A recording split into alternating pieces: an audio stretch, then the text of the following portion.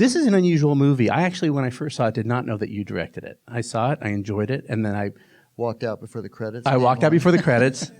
I actually saw it at home. I was getting a diet soda, and it kind of changed a lot about seeing this film. And one of the things about it is first of all, that it's mainly him talking. Yeah. And I thought, gee, I wonder why they did that. And I realized after knowing who did it, that had you interviewed the people that you've worked with and have worked with him, it would have turned into this hagiography of people talking about how great he was, and then it wouldn't have had any substance at all. No, I think I probably wouldn't have done it if I wouldn't have made that movie.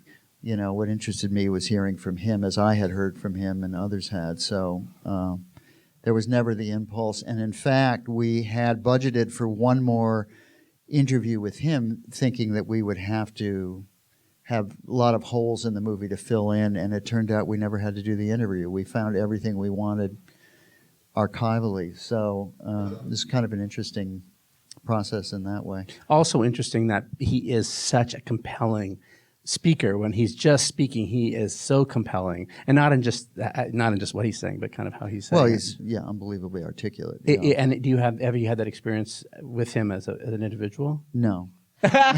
Really? Well, he's unbelievably bright, but no, these kind of clips are a different process than sitting in a room working on something.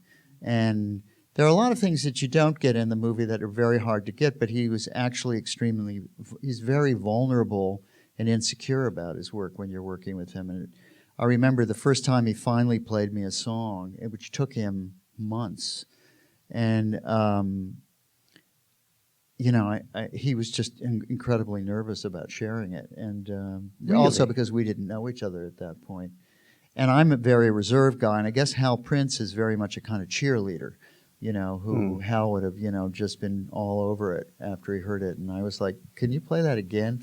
Because it's just, he doesn't have the world's best voice, and it was a woman's song, and it's sitting in his voice, and he's not the world's best piano player either when he's reading music. So it's interesting, that I think it's great that he has that vulnerability, because I think that's kind of why he puts himself on the line emotionally in a lot of stuff he does.